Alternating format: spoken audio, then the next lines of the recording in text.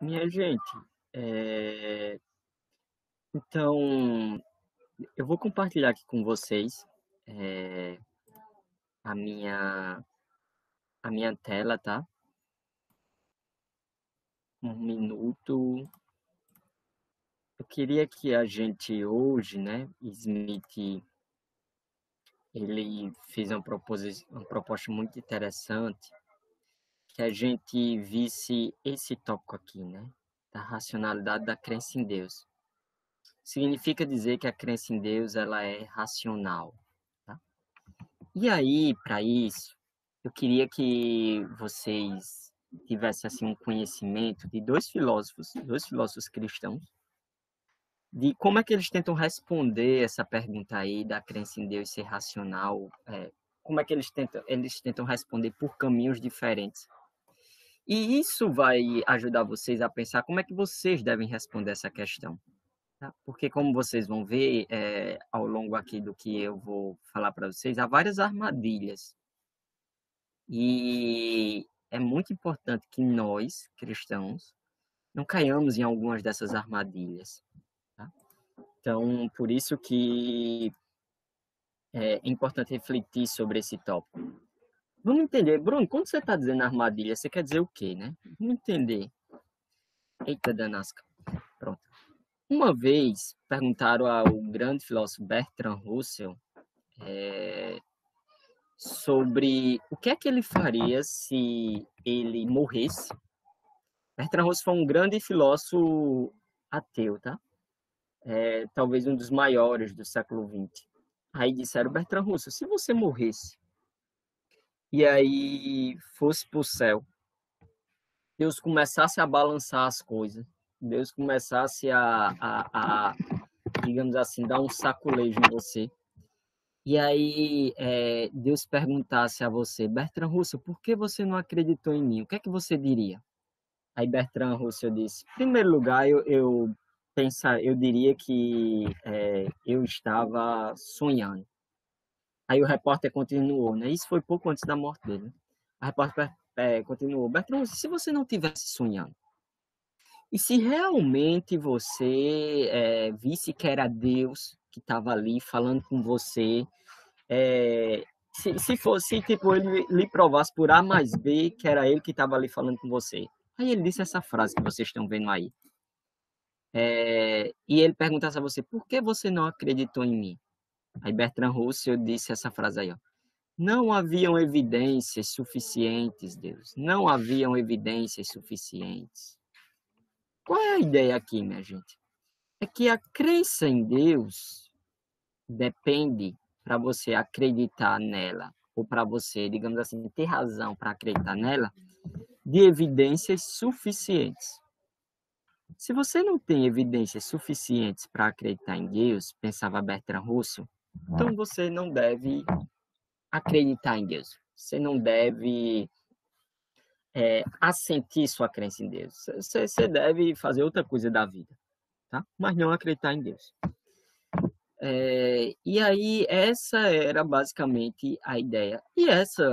Bruno, por que você começou com essa citação? Porque essa é a ideia que a maioria das pessoas tem. A maioria das pessoas pode sair por aí perguntando. Tipo, a fé cristã é racional? Aí a pessoa vai dizer sim ou não, e vai depender de uma coisa. Depender de quê? De você conseguir oferecer evidências. Se você conseguir oferecer evidência, é racional. Se você não consegue oferecer evidência, não é racional. Mas ser ou não racional depende de você conseguir oferecer ou não evidência. Por isso que Bertrand Russell disse que quando Deus encontrasse com ele, ele disse não havia evidências suficientes, Deus. Não havia evidências suficientes. Esse modo de pensar é bem antigo. Um dos principais é esse cidadão aí que vocês estão vendo, é um matemático chamado William Clifford. Okay? E o que é que esse William Clifford ele defendeu?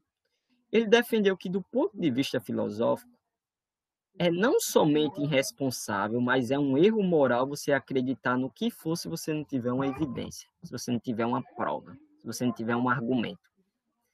Então, se você acredita sei lá, a gente acredita numa série de coisas, né? Eu acredito que eu tenho uma filha que se chama Ana Sofia, eu acredito que eu tenho um irmão que mora na Rússia, eu acredito que John Wesley fundou o metodismo, todo mundo acredita num monte de coisa. Para todas essas crenças, pensa Clifford, eu preciso ter algum tipo de evidência, preciso ter algum tipo de base comprobatória. Porque se eu acreditar no que for sem uma evidência, sem uma base comprobatória, eu vou estar sendo irresponsável. E por isso que existe aí uma questão de responsabilidade. Qual é a questão de responsabilidade? É porque a gente tem a responsabilidade de somente acreditar naquilo que a gente tem evidência suficiente. Clifford, ele tem um ensaio chamado A Ética da Crença. Um ensaio bem conhecido. Se vocês jogarem Ética da Crença, William Clifford, vocês acham esse ensaio na internet, traduzido. O que é que ele diz nesse ensaio, minha gente? A Ética da Crença. Ele até dá um exemplo de um veleiro que saiu para navegar, mas não verificou se o barco dele estava bom ou não. Tipo, o veleiro foi, ele tinha um barco, e ele encheu o barco de gente, e o barco ia atravessar o oceano. Mas ele não tomou aqueles cuidados, porque aquele barco dele já aguentou tanta pancada na vida, né? Ele pensou. Então ele estava tranquilo com relação ao barco dele. Só qual é o problema? O problema é que o barco do cara afundou, né? E aí, como o barco do cara afundou, William Clifford vai fazer a seguinte questão. O barco do cara afundou. Ele era responsável? Porque alguém poderia dizer, mas o cara não tinha como saber que o barco dele ia afundar. Aí Clifford diz assim, ele até poderia não saber, mas a culpa foi dele. Porque ele acreditou em algo e ele não tinha evidência suficiente para acreditar em algo. Ele acreditava que o barco estava bom, mas ele não foi lá checar se o barco estava bom. Então, ele não tinha, diz Clifford, o direito de acreditar. Ele não tinha. Você só tem o direito de acreditar naquilo que você tem evidência. Esse é o ponto de Clifford. É tanto que nesse texto, A Ética da Crença, na página 137, é um artigo pequeno, tá, minha gente? Vocês acham, e é bem, assim, é interessante demais ler ele. Apesar de vocês vão ver aqui que eu não concordo em tudo com ele, mas assim, tem muita coisa que é interessante nele. Essa frase dele demonstra como o cara era radical. Olha o que ele diz aí que está em tela, minha gente. É sempre errado, em toda parte e para todos, crer em qualquer coisa com base em evidências insuficientes. Não tem exceção aqui, minha gente. Olha o que o Caba está dizendo aqui para a gente. Se você acredita numa coisa e você não tem evidências suficientes para aquilo que você acredita, vai dizer Clifford, é sempre errado, em toda parte. Bruno, mas tem uma exceção. Não, ele diz, é sempre, em toda parte. Bruno, mas fulano pode ser desculpável. Não, para todos.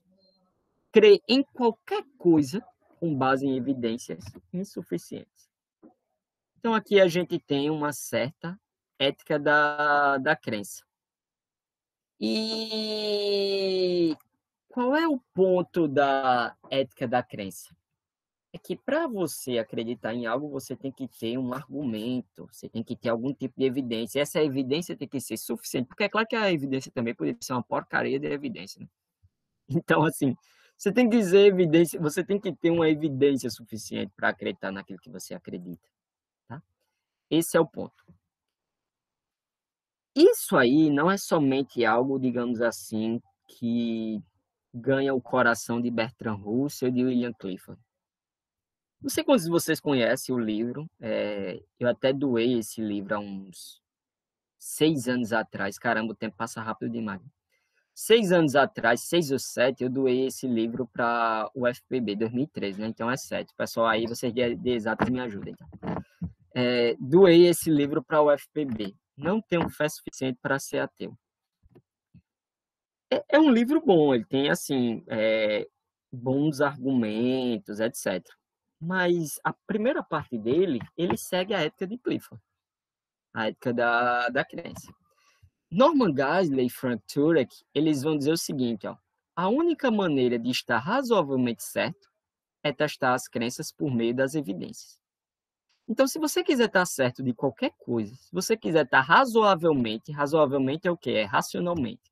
Se você quer estar racionalmente no seu direito de acreditar, certo de qualquer coisa, então você tem que testar as suas crenças por meio das evidências. Aí, lá na página 54, ele diz, ó, a melhor maneira de descobrir os fatos é utilizar a lógica, a evidência e a ciência. Então, a maioria das pessoas pensam assim. A maioria das pessoas pensam que a melhor maneira de estar razoavelmente certo ou de testar fatos é pelo meio da lógica, evidência e ciência. Isso vale para a crença em Deus.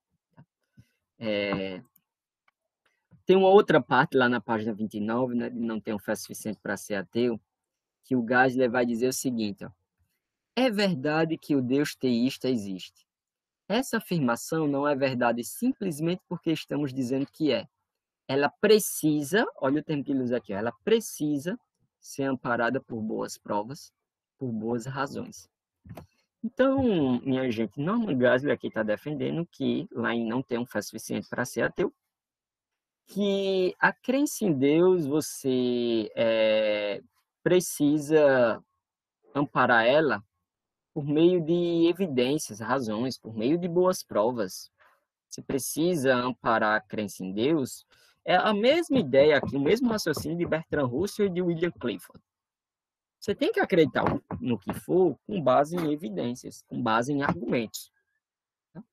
E aí é preciso que, nesse caso aqui, a crença em Deus, você não acredite simplesmente por acreditar. Você tem que ter alguma prova, tem que ter alguma razão, tem que ter alguma evidência para acreditar como você acredita, tá? Vê mesmo, minha gente. Depois, se vocês quiserem, vocês podem pesquisar aí no Google, tá? Eu vou até mostrar aqui para vocês, ó. Joga assim no Google, Norman Geisler, Alvin Plantinga e Bruno Ribeiro, tá? O trio aqui, ó. Norman Geisler, Alvin Plantinga e Bruno Ribeiro. Você vai achar, o primeiro link que vai aparecer vai ser esse aqui, ó. Uma comparação entre Alvin Plantinga, cadê, ó? Uma comparação entre Alvin Plantinga e Norman Geisler, tá? Se alguém quiser mais uma análise pormenorizada dessa, digamos assim, dessa postura de Norman Geisler, eu faço nesse artigo aqui, tá? Então, é só uma indicação para quem quiser, digamos assim, se aprofundar em... A gente vai se aprofundar porque essa posição de Norman Geisler tem alguns problemas, mas quem quiser se aprofundar melhor, esse artigo está disponível na internet, tá, minha gente? Na revista lá da Cidade Viva. Mas vamos continuar aqui, né? Tanto Geisler, quanto Clifford, quanto Bertrand Russell, eles estão juntos no mesmo barco, né? Qual é o barco? Para você acreditar em Deus ou no que quer que seja, você precisa de evidência. Só que tem um problema, em primeiro lugar, para isso. Qual é o problema? O problema foi apontado pelo filósofo Alvin Plantinga. E qual é, Bruno? É que você não está sob a obrigação de ter evidência para tudo que você acredita, o que é impossível. É impossível que tudo que você acredita você tenha evidências, razões. É impossível, minha gente. É impossível que para tudo que você acredita você tenha provas. É impossível que para tudo que você acredita você tenha enfim, uma base comprobatória. Vamos dar alguns exemplos para vocês, para ficar mais claro. Vamos pegar essa frase aqui mesmo do Clifford, né? É sempre errado em toda parte e para todos crer em qualquer coisa com base em evidências insuficientes. Mas qual é a evidência que ele tem para isso aqui? Qual é a evidência que ele tem para dizer que é sempre errado em toda parte e para todos crer em alguma coisa com base em evidência insuficiente? Ainda que ele tivesse uma evidência para isso, mas essa evidência é suficiente? William Clifford, ele simplesmente parte desse pressuposto aqui, ó. Mas esse é um pressuposto tão bem aceito, muitas vezes, na nossa sociedade, né, na academia, que o pessoal parte e não para pensar. Bom, se é sempre errado, Clifford, então qual é a prova que você tem para pensar assim? Se em toda parte é errado, Clifford, então qual evidência você tem, Clifford, para pensar que toda crença tem evidência? Porque se toda crença precisasse de evidência, minha gente, isso é impossível. Por quê? Porque a coisa não ia parar nunca. Né? Sempre que a gente chegasse numa crença, a gente começa a acreditar em A. Aí quando a gente fosse para B, aí tinha que ter evidência. Aí quando a gente, não, Bruno, mas a evidência de B é C, pronto, aí tem que ter evidência para C. Não, Bruno, mas a de C é D, aí pronto, aí tem que ter evidência para D. Nessa brincadeirinha, você nunca ia ter evidência para nada. E eu não estou falando somente de crenças religiosas, não. Crenças científicas, crenças históricas, qualquer crença filosófica, você não teria evidência para nada disso. Geisler diz, né, a única maneira de estar razoavelmente certo é testar as crenças por meio da evidência. Mas ele testou essa crença aqui por meio da evidência. A melhor maneira de descobrir os fatos é utilizar a lógica, a evidência e a ciência. Beleza. Se isso aqui for um fato, qual foi a lógica, a evidência e a ciência que ele utilizou para isso aqui? Né? Geisler diz que a gente não pode aceitar uma coisa simplesmente porque a gente está dizendo. Né? É preciso que aquilo que a gente aceite seja amparado por boas provas ou por boas razões, certo? Mas cadê a boa prova? E cadê a boa razão disso aqui? Ó? Vocês entendem, minha gente, que a gente tem um problema aí? A gente tem um problema muito claro. Tipo, a gente não está sob a obrigação de ter evidência para tudo que a gente acredita. Aliás, eu ouso dizer aqui, e isso é algo que os filósofos cada vez mais estão se dando conta, a maioria das coisas que você acredita, você não tem evidência para acreditar. Por exemplo, vamos pegar assim o exemplo de Yasmin. Vamos supor que Yasmin fosse irmã de Smith. Não é, tá, minha gente? Mas vamos supor que fosse. Alguém poderia chegar e dizer, Yasmin, me dê uma prova, me dê uma evidência de que você é irmã de Smith. Isso seria ridículo.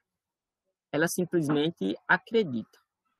E seria ridículo pedir uma prova desse tipo de coisa. Né?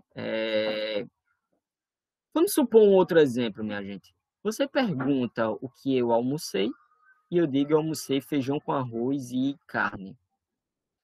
Aí Smith pergunta, Bruno, agora me dê uma prova? Bom, eu não sei nem como seria dar uma prova desse tipo de coisa. Eu não tenho uma prova desse tipo de coisa. Eu simplesmente recorri à minha memória e eu me lembro que eu almocei feijão, arroz e carne. Tá? É assim que acontece. Eu não tenho uma prova de que a minha filha é um ser humano normal e não um androide disfarçado que veio do futuro. Pode ser, sei lá no hospital, pode ser que teve uma viagem no tempo e alguém trocou ali a minha filha por um androide avançado e pegou a Ana Sofia verdadeira e levou lá para o futuro. Isso é uma crença altamente ridícula, mas eu não tenho uma prova de que isso não poderia ter acontecido.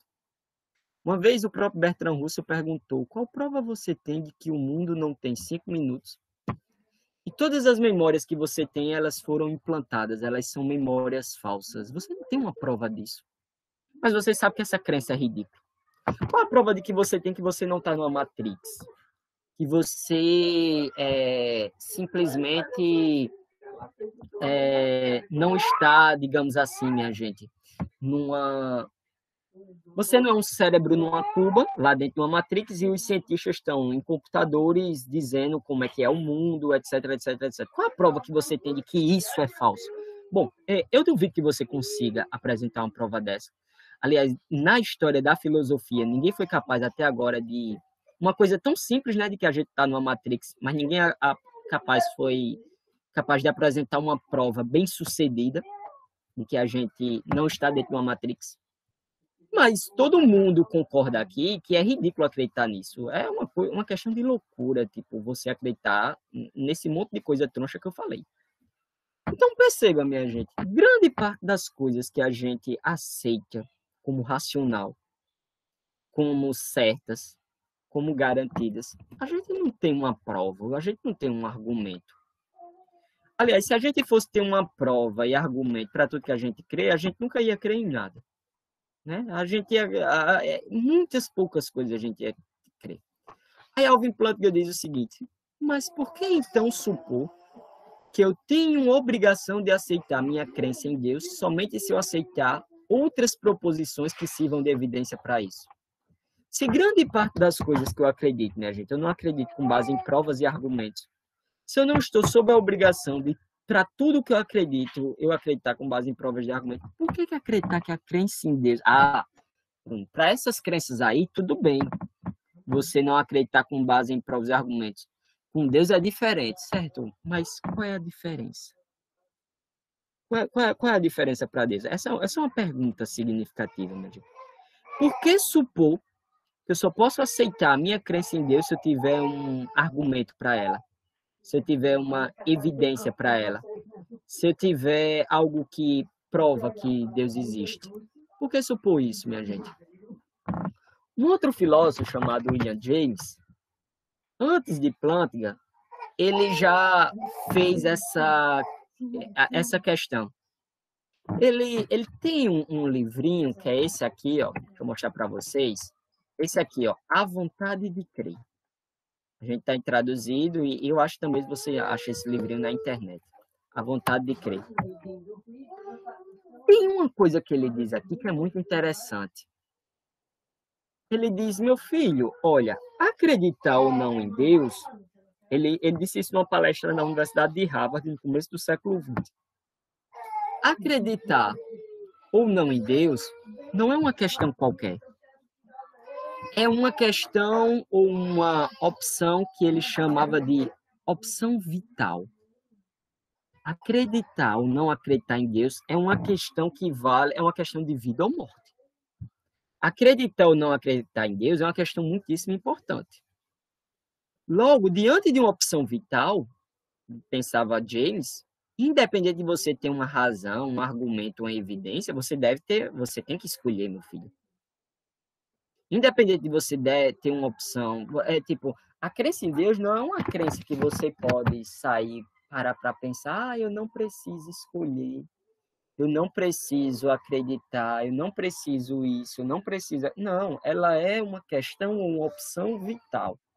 E diante de crenças que são uma questão, uma opção vital, a gente tem o direito de acreditar, porque a gente está diante de uma escolha que é, disse William James, inevitável.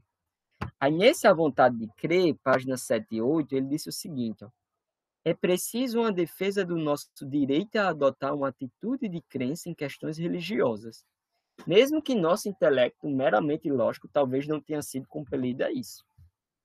Então, às vezes, minha gente, mesmo que a gente não tenha achado lá o argumento, a evidência, mesmo que a gente não tenha achado, vai dizer, James, aquela evidência que é, digamos assim, correta uma vez por todas, mas para algumas coisas a gente tem o direito de acreditar. Tem ou não tem? Pensa você aí. Se eu perguntasse a Yasmin o que foi que ela almoçou ontem, aí ela vai dizer arroz e feijão, aí eu digo, me dê uma prova, Yasmin, você só pode acreditar nisso com uma prova. Não, para isso aí ela tem o direito de acreditar. E agora, claro que o que Yasmin almoçou ontem não é uma questão assim tão central. Mas a questão da existência de Deus é uma questão central. E como essa é uma questão central, inevitável, desafiadora, mesmo que o nosso intelecto não seja compelido completamente por meio de argumentos, evidências, razões, mas as pessoas que creem, pensam William James, elas têm o direito de acreditar. Tá? Elas têm o direito de crer como acreditam. E por que elas têm o direito de crer como acreditam? Elas têm o direito de crer como acreditam porque a crença em Deus é uma crença desses três tipos. Ó. Uma hipótese ele pode ser viva ou morta. O que é uma hipótese viva? É quando é uma possibilidade real. E o que é uma hipótese morta? É quando não é uma possibilidade real. Vamos dar um exemplo. Você acreditar ou não em Zeus é uma hipótese morta. Porque por mais que alguém apele, etc., isso não é algo que, digamos assim, você vê aquilo como uma possibilidade real. Mas você acreditar no Deus judaico-cristão aqui no Brasil é uma hipótese viva. Tá? A hipótese pode ser forçosa ou evitável. Quando é evitável? Quando você pode escolher ou não escolher, isso não faz muita diferença. Por exemplo, Eu não consegui ligar a câmera aqui, tá? Mas eu tô com a camisa cinza. Mas eu poderia ter evitado vir com a camisa cinza, eu poderia vir com a camisa azul, ou preta, ou verde, ou sabe-se lá Deus qual outra. É uma hipótese evitável. Outras hipóteses não são evitáveis, são forçosas, o que significa que a possibilidade de escolher é obrigatória. Você não tem a possibilidade de abrir mão. Aí, a crença em Deus é assim: ou você acredita ou você não acredita. E como ela é uma hipótese viva, você tem sobre a obrigação de escolher isso aí. Tá?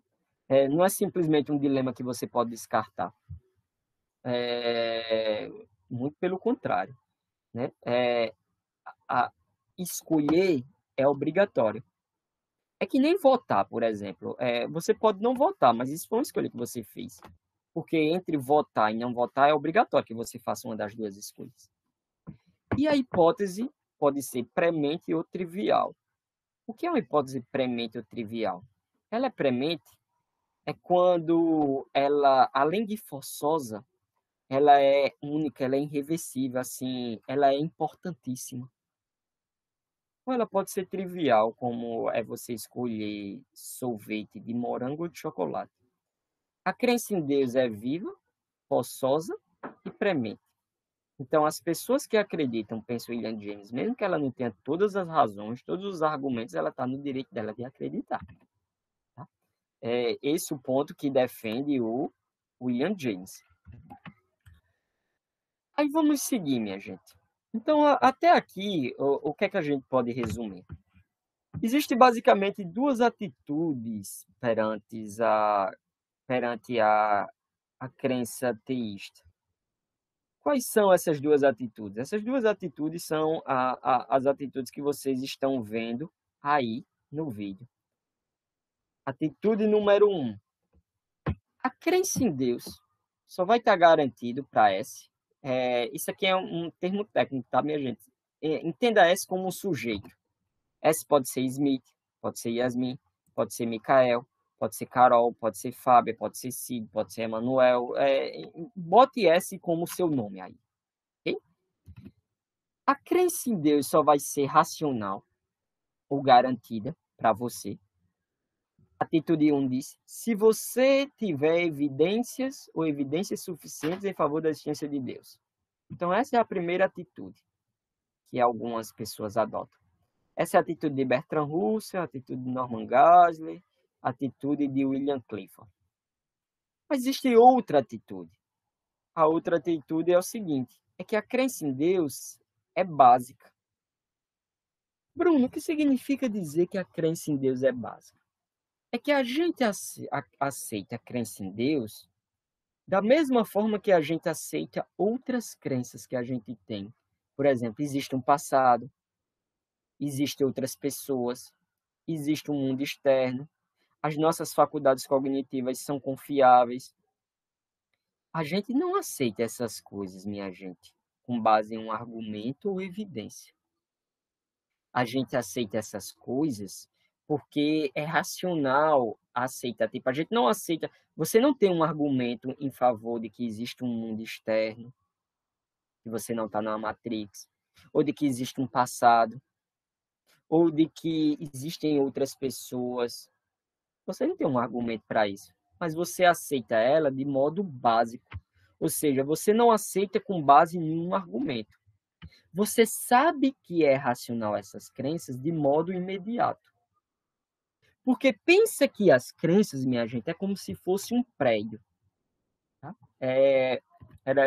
Agora lembrei, era para ter dado a figurinha do prédio, né? Deixa eu mostrar aqui um prédio para vocês. Pensa que as crenças, as nossas crenças, aquilo que a gente acredita, é como se fosse um prédio. Vê essa figurinha do prédio, minha gente. Todo prédio ele é formado basicamente de duas partes. Tá? Vamos ver esse prédio aqui. Esse prédio aqui tem duas partes. Você tem essa parte aqui de cima. E você tem embaixo uma parte que sustenta todo esse prédio aqui. Tá? Então, ó, você tem isso aqui em cima e você tem a base dele. Bruno, o que é que isso tem a ver com crenças básicas e crenças não básicas que você disse aí, ó? Uma crença básica é uma crença que a gente é como se ela tivesse aqui na base, ó, na base das nossas crenças, na base do que os filósofos chamam de nossa estrutura noética. Ela está aqui embaixo. E existem outras crenças que não estão aqui embaixo. A gente aceita elas com base no que está aqui embaixo. Então, vamos dar um exemplo, minha gente.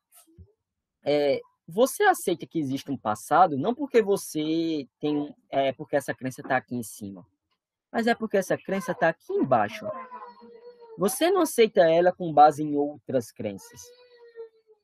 Você aceita que existem outras pessoas, não é porque tem um argumento ó, aqui em cima, mas é porque está aqui embaixo.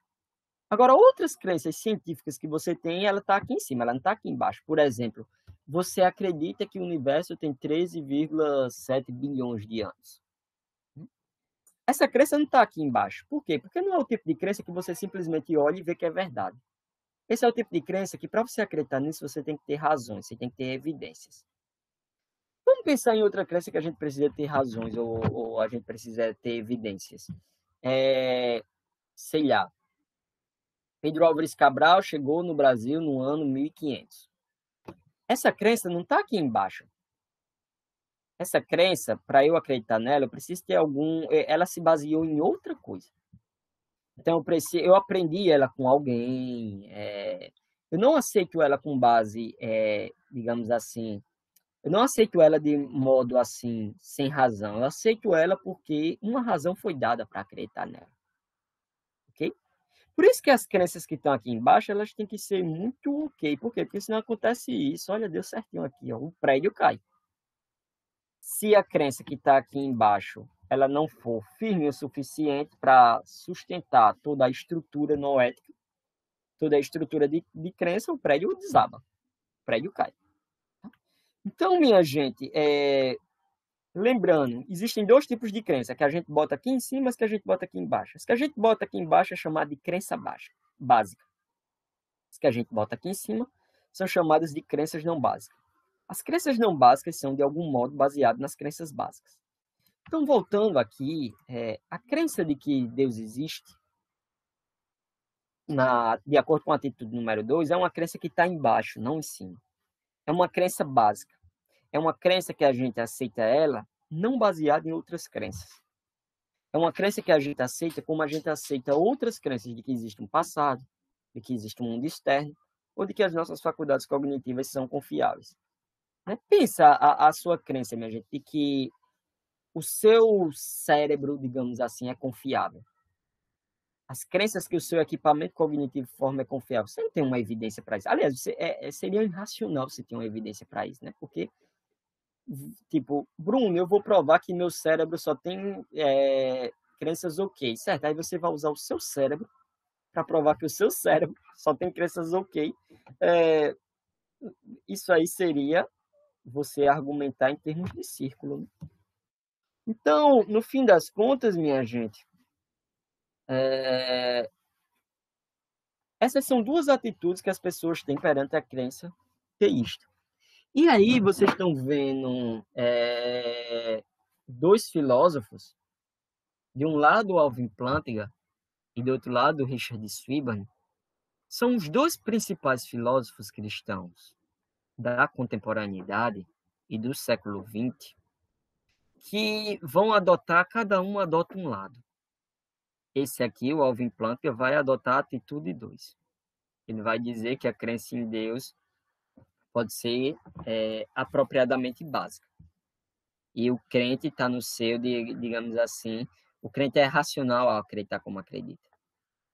Esse outro filósofo aqui, Richard Swinburne, ele adotou a atitude 1. Ou seja, você precisa de razões, você precisa de evidências. Eu queria que a gente agora visse os argumentos de cada um deles, desses dois, para entender por que é que eles acreditam como acreditam, tá? Por que é que eles acreditam de modo como acreditam? E bem, esse é o ponto, minha gente.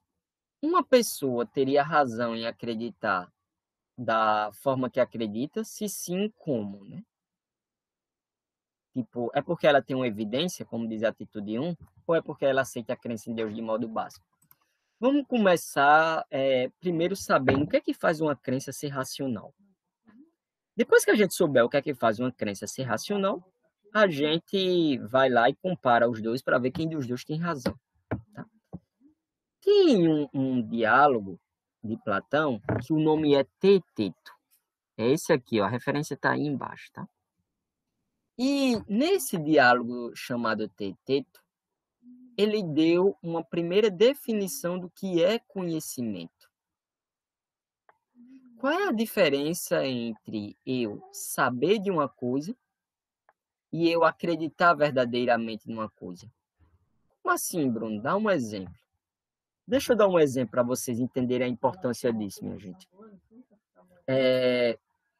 Vamos supor que eu, Bruno, eu tenha, eu tenha ganho na loteria, né? Com os números 4, 8, 15, 16, 23, 42. Então, eu fui lá, ali na loteria, apostei 4, 8, 15, 16, 23, 42, e aí fui premiado, né? Deus deu essa bênção aí de eu ser premiado. O que que acontece? Eu acreditei que ia cair aqueles números e realmente caiu aqueles números. Mas alguém acredita que eu sabia que ia cair aqueles números? Óbvio que não. Eu acertei por sorte. Eu não sei quantos de vocês lembram no dia que o Brasil levou aquela surra de 7-1, né? Foi uma humilhação danada, né? Lá no Mineirão, o Brasil apanhou de 7-1. E teve uma pessoa lá na Bolsa de Londres que ela apostou que o Brasil ia apanhar de 7-1. E aí ela ganhou um belo de um dinheiro, né? Que ela apostou e de fato o Brasil apanhou de 7-1. Ganhou o breu, apanhou. Cacete com força. Mas olha o que é interessante, minha gente. O que é interessante é o seguinte: vocês acham que a pessoa sabia disso? A pessoa sabia que o Brasil ia apanhar de 7-1? Óbvio que não. Ela acertou por sorte. Então, tem crenças, minha gente, que a gente, digamos assim, acredita nelas e pode até acreditar de modo verdadeiro, mas assim, a gente não tem motivos para acreditar nela. A gente acerta por sorte. Vamos supor que alguém acredite que o número de estrelas no céu é par, né? Pode até ser que seja verdade. O número de estrelas no céu é par. Mas eu duvido que exista alguém que seja capaz de saber disso. Isso aí é uma questão de, ainda que você tenha razão, ou seja verdadeiro, então, mas você acertou por sorte, meu filho. Bruno, por que você está dizendo isso? Porque desde o tempo de Platão, Platão queria saber qual é a diferença entre o conhecimento e o acertar por sorte. Qual é a diferença entre eu saber de algo e eu ter dado a sorte de acreditar que algo é verdadeiro? Era isso que Platão queria saber. O que é que faz a diferença num caso e no outro? Muitas vezes a gente vê que o pessoal aposta numa coisa e depois bate no peito, dizendo assim: olha, tá vendo, eu não disse? Só que a pessoa ali acertou por sorte. A pessoa ali, ela acertou, mas ela não tinha razões para acreditar como ela acreditava. Ok? Então, seguinte, minha gente. Platão, ele vai dar uma sugestão. Platão vai botar Sócrates, tipo, os livros de Platão são diálogos, né? Entre sempre Sócrates e alguém. Aí nesse diálogo chamado Teeteto, é Sócrates e Teeteto que está dialogando. E aí nesse diálogo vai ter a seguinte ideia. Ó. Sócrates, fiquei agora a pensar numa coisa que tinha esquecido e que eu vi alguém dizer. Que o saber, ou seja, o conhecimento, é a opinião verdadeira acompanhada de explicação. E que a opinião carente de explicação se encontra à margem do saber. Olha a ideia de Platão, minha gente. O conhecimento, ou seja, o saber, significa o quê? Significa você ter uma opinião, essa opinião ser verdadeira e você ter uma razão, uma explicação para ela, uma justificação para ela. É isso que significa conhecimento. Crença, uma opinião, verdadeira, aquilo tem que ser verdade, e tem que estar justificado em acreditar naquilo que você acredita. Se você tem uma opinião ou uma crença, se essa crença é verdadeira, mas você não tem uma justificação, então você não sabe daquilo, como é no caso da loteria. No caso da loteria, não tem ninguém aqui em condições de saber qual é o número da Mega Sena que vai cair. Né? Muito pelo contrário. Então, essa é a compreensão clássica. O conhecimento é definido, desde Platão, como uma crença verdadeira e justificada. Tá? Bruno, o que seria justificado? Porque uma crença, eu sei o que é. Uma crença é uma representação de algo. Por exemplo, Deus existe, Deus não existe. Quando eu represento algo na minha mente, isso é uma crença, tá? Dentro da filosofia. Então, por exemplo, minha gente, eu tenho um lápis azul na minha frente, isso é uma crença. Eu estou falando com vocês diante do computador, isso é uma crença. Tem alguns fios aqui em casa, isso é uma crença. Essa crença tem que ser verdadeira. O que significa verdade? Significa que a crença corresponde à realidade. E a crença, além de ser verdadeira, tem que estar justificada. Ou seja, eu tenho que ter razões para acreditar no que eu acredito. Então, isso é o que significa conhecimento. Só que qual é o ponto? O ponto é o seguinte, é que esse termo justificado, os filósofos quebravam um cacete para saber o que é que ele significava. Porque ele poderia significar 1001 coisas. E aí, desde Platão, os filósofos queriam saber o que é que a gente adiciona à crença e à verdade para ter conhecimento. O que é que torna algo, uma crença verdadeira, conhecimento? Porque se a gente acredita numa crença verdadeira e se ela está justificada, então é racional acreditar como a gente acredita. Era assim que todo mundo acreditava, desde Platão, durante 2.500 anos na história da filosofia. Como ficaria a crença em Deus nesse caso? Os filósofos pensavam o seguinte, ó, Deus existe, é uma crença. Essa crença, óbvio, tem que corresponder à verdade. E o modo padrão de abordar a coisa é o seguinte, você tem que ter uma justificação. O que poderia ser essa justificação? Essa justificação pode ser aquela atitude 1 ou aquela atitude 2 que a gente falou. Eu estaria justificado se a crença em Deus fosse básica, ou eu estaria justificado se eu tivesse um argumento. Lembra daquela atitude 1 e daquela atitude 2 que a gente falou aqui, né? São as duas atitudes que a gente tem perante a crença em Deus. Ó. Atitude 1, eu só acredito se eu tiver evidência. Atitude 2, não precisa de evidência, a crença é básica. Tá? Então, desde Platão, o pessoal acreditava que justificado significava uma daquelas duas coisas. Só que significa qual, né? E aí os filósofos quebravam o pau.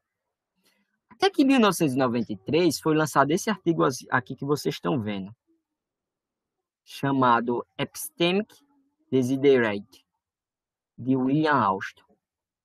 Ou seja, o desiderato epistêmico. O desiderato é um termo latim, né?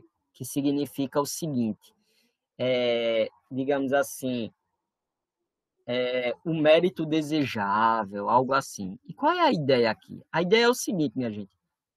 O termo justificação e o termo racionalidade significam um monte de coisas para pessoas diferentes. É isso que o William Austin vai dizer. É por isso que quando a pessoa disser para você, ó, a crença em Deus é racional, aí ela diz assim, ó, a crença em Deus não é racional. Pergunta a ele, o que é que você quer dizer com racional? Porque esse termo é muito ambíguo, minha gente. Racional e justificado, o William Austin vem apontar, é muito ambíguo. Pode significar 1001 coisas. Pode significar que a crença foi formada de modo confiável. Pode significar que você possui uma base adequada. Ó, uma crença racional é aquela que possui uma base adequada. Uma crença racional é aquela que foi formada de modo confiável. Uma crença racional é aquela que é um indicativo para que eu acredite que seja verdade. Uma crença racional é aquela que eu tenho uma explicação. Uma crença racional é aquela que eu tenho a obrigação intelectual de acreditar. Uma crença racional é aquela que eu tenho uma prova científica. Crença racional pode significar 1001 coisas. E aqui, quando Platão ele falava de crença justificada também pode significar 1001 coisas. Por isso que em qualquer trabalho dentro da filosofia, é muito importante que a gente defina os termos. E se é importante que a gente defina os termos, é importante que a gente defina aqui também. O que significa dizer isso? Significa dizer que quando você vai saber se uma crença é ou não racional, você tem que se perguntar, certo, meu filho, mas o que é racional? Entendam esse ponto, minha gente. Racional pode significar diferentes coisas para diferentes pessoas. Aquelas duas atitudes que a gente viu lá atrás, inclusive, partem de duas atitudes diferentes perante o que significa racional. Então, é por isso que quando uma pessoa ela pergunta a você o que é racional, ou então ela diz a você que a crença em Deus não é racional, você tem que perguntar a ela, certo? Mas você sabe o que é racional? O que é racional? Então, o ponto da gente é o seguinte, ó. O que é que Plantinga e Swinburne fala sobre o que é racional? Fala sobre o que é justificado. Qual é o mérito importante? O que é que a crença em Deus tem que ter para a gente estar, digamos assim, intelectualmente, digamos assim, avalizado em acreditar como acredita? Porque lembra, racional pode significar 1001 coisas. Então, se a gente vai perguntar o que é a crença em Deus, para ela ser racional, o que é que ela é, você tem que perguntar, certo, mas o que significa racional? Tá? E aqui eu vou, essa é chamada meta-questão. Aqui eu vou dizer três coisas. O que significa justificado? O que significa racional? O que significa conhecimento? Justificado significa que quando você acredita naquilo que você acredita, você está no seu direito de acreditar. Ou seja, você pesquisou, você viu, e tipo, tudo que você, digamos assim, reuniu, leva você a acreditar que você está certo mesmo sobre aquele ponto. Então você lê os livros aí em favor da existência de Deus, tal, e aí, digamos assim, você está justificado em acreditar como acredita. Isso é o que significa justificado. Ou seja, ninguém pode acusar você de estar violando qualquer obrigação. Você pode até estar errado, mas ninguém pode, digamos assim, ter acusado você de não ter feito uma pesquisa séria. Ninguém pode ter acusado você de algum tipo de culpa. Ninguém pode ter acusado você de algum tipo de desleixo, porque você acredita naquilo que você acredita e você está no seu direito de acreditar naquilo que você acredita. Por quê? Ou porque a coisa lhe parece verdadeira, ou por outro lado, porque você fez uma pesquisa e você viu que a coisa era assim. Deixa eu dar um exemplo bem claro, minha gente, disso, para vocês entenderem. Vamos supor que Yasmin tenha uma experiência religiosa avassaladora, que Deus falou com ela. Será que Yasmin estava no direito de acreditar? Bom, eu penso que sim. Se a experiência de Yasmin foi inegável, é claro que ela está no direito de acreditar, como acredita. Ou então vamos supor que Yasmin ela quer saber se ela acredita ou não em Deus. E para ela saber se ela acredita ou não em Deus, ela vai e faz uma pesquisa minuciosa. E ela vê os argumentos do Dr. Craig e se convence pelos argumentos do Dr. William Craig que Deus existe. Bom, ela está justificada. Por quê? Porque ela está no seu direito de acreditar como acredita. Então, esse é um primeiro mérito. Será que a crença em Deus tem esse mérito? Isso é muito fácil de responder, né? A crença em Deus pode claramente ter esse mérito. Você fez uma pesquisa, se convenceu pelos argumentos, ou se convence pelas suas experiências religiosas. Então, esse mérito aqui é fora de questão. Um crente, ele não está violando nenhum dever, nenhuma obrigação intelectual quando ele acredita como acredita. Tá? Então, esse mérito, ele é interessante, mas ele não é tão importante aqui. A gente não vai se concentrar tanto nele aqui. Existe um segundo mérito, minha gente, que é o mérito da racionalidade. Ou seja, a sua crença foi produzida por faculdades cognitivas. O que são faculdades cognitivas? São, digamos assim, poderes que você tem de formar crenças sobre o mundo. Isso são faculdades cognitivas. Então, a sua memória tem o poder de formar em você crenças sobre o passado. A sua percepção tem o poder de formar em você crenças sobre o presente. A sua introspecção tem o poder de formar crenças sobre a sua própria vida mental. Então, você tem uma série de faculdades cognitivas, de mecanismos cognitivos aí. Então, esses mecanismos formam a crença em você. E quando eles formam a crença em você, eles não estão sujeitos a qualquer disfunção ou mau funcionamento quando produzem essa crença. Porque é claro que minha memória pode falhar, minha percepção pode falhar, mas quando minha percepção não falha ou minha memória não falha, então forma crenças ok. E um último mérito é o mérito do conhecimento. O que é que diz o mérito do conhecimento? É que eu tenho conhecimento quando minhas faculdades cognitivas estão funcionando perfeito, como pensa esse filósofo aqui, o Alvin Planck. Ou então, quando eu tenho a atitude 1, lembra lá? Ou seja, eu tenho uma melhor explicação para os meus dados, como pensa Swiba. Eu não vou me focar tanto nisso aqui, minha gente, nem nisso. Eu quero me focar nessa 3. Ó. Será que a gente pode saber se Deus existe? Será que Deus é um caso de conhecimento? Porque é óbvio que se eu puder saber, a crença é racional e justificada, né? Então, esse aqui é o mérito mais desejável. Esse aqui é o mérito mais avançado. Esse aqui é o mérito mais importante. E esse aqui é o mérito que nossos dois filósofos discordam. Porque um vai dizer, eu só tenho conhecimento. Bruno, eu só posso saber se as minhas faculdades cognitivas estiverem funcionando bem e formarem em mim a crença em Deus. O outro vai dizer, Bruno, eu só posso saber se eu tiver, digamos assim, um bom argumento. Vamos entender primeiro Plantinga e depois Swiba. O Plantinga, como a gente já viu, ele acredita que a gente não está sob a obrigação de ter evidência para tudo que a gente acredita. A gente já viu esse ponto. Mas, por outro lado, o Plantinga também acredita que a crença em Deus pode ser perfeitamente racional, mesmo que a gente não tenha um argumento. Mesmo se não existir nenhum argumento. Mesmo se a gente não conhecer nenhum argumento. Mas a gente pode saber se Deus existe. Porque a crença em Deus, ele pensa, é similar a outras crenças, como a crença no passado ou a crença em outras mentes. E aí, quais são algumas razões para isso? Deixa eu citar algumas, trazer algumas citações de Plantinga, para vocês entenderem por que é que Plantinga pensa que a gente não necessariamente precisa ter um argumento ou evidência para acreditar que há tal pessoa como Deus.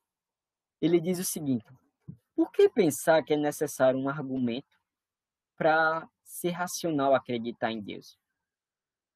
Existe uma multidão de coisas que nós aceitamos racionalmente sem precisar de argumentos. Por exemplo, que existe um passado, ou que existem outras pessoas, ou que existe um mundo externo, ou que nossas faculdades cognitivas são racionalmente confiáveis. Ademais, uma lição a ser aprendida na história moderna da filosofia é que provavelmente não existem bons argumentos para essas coisas, mas mesmo assim é perfeitamente racional aceitá-las. Não poderia o mesmo ser verdade para a crença em Deus? Olha o desafio que ele bota aqui para você e para mim. Se existe uma multidão de coisas que eu e você acreditam, e a gente não precisa de argumentos para isso, por exemplo, a crença de que existe um passado, a crença de que existem outras pessoas, e que existe um mundo externo, ou de que nossas faculdades cognitivas são racionalmente confiáveis. Se a gente acredita nisso, e a gente não tem um argumento para isso, e se a história da filosofia, inclusive, mostrou que não existem bons argumentos, os argumentos para o passado são extremamente frágeis, os argumentos para a existência de outras pessoas não são tão bons, os argumentos para a existência de um mundo externo, de que nossas faculdades cognitivas sempre se mostraram assim, argumentos não tão bons, os argumentos de Descartes, os argumentos de David Hume, os argumentos das grandes mentes de John Locke, das grandes mentes da história da filosofia, não se mostraram bons. Mas todo mundo acredita que é perfeitamente irracional acreditar nessas coisas. Ninguém acredita que é irracional acreditar nisso. E a gente pode ir mais além. Ninguém acredita que não sabe que existe um passado, porque não tem um argumento. Aí Plantga pergunta, não seria o mesmo verdade para a crença em Deus? Além disso, Plantga ele vai seguir uma intuição que está lá em João Calvino. Qual é a intuição? A intuição que está lá em João Calvino é a seguinte. João Calvino, lá nas Institutas, ele vai dizer o seguinte, minha gente. Olha como é belíssima essa citação. Que existe na mente humana, e na verdade por disposição natural, certo senso de divindade, consideramos como além de qualquer dúvida.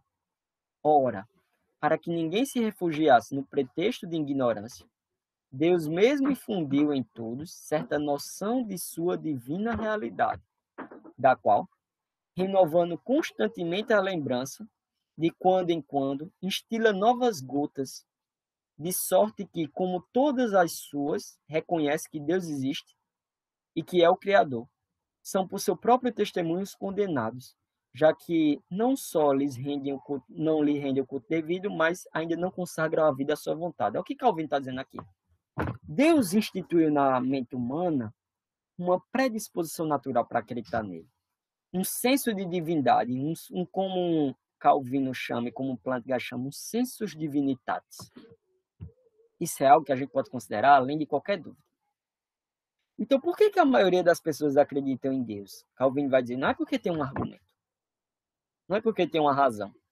Não é porque tem uma evidência. É porque você já tem uma disposição de acreditar assim. Assim como você tem uma disposição de acreditar em outras coisas. Você tem uma disposição de acreditar no passado. Você tem uma disposição para acreditar que existem outras mentes além da sua. Você tem uma acreditação para acreditar nos seus sentidos.